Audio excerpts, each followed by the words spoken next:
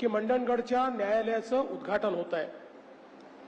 मगाशी शिंदे साहेबांनी देखील उल्लेख केला, 2023 साली 8 ऑक्टोबरला म्हणजे बरोबर 2 वर्षापूर्वी माननीय भूषण गवई साहेब, मी, उदयजी, आम्ही सगळ्यांनी या न्यायालयाच्या इमारतीचं भूमिपूजन केलं होतं आणि केवळ 2च वर्षामध्ये अतिशय सुंदर अशा प्रकारची इमारत आपल्या पीडब्ल्यूडी विभागाने या ठिकाणी तयार केली आणि आज त्याचं उद्घाटन होत आहे।